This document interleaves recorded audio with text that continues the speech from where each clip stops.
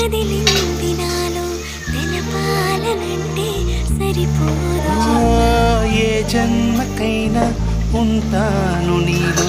ఏ చోటనైనా నేను వీడనమ్మా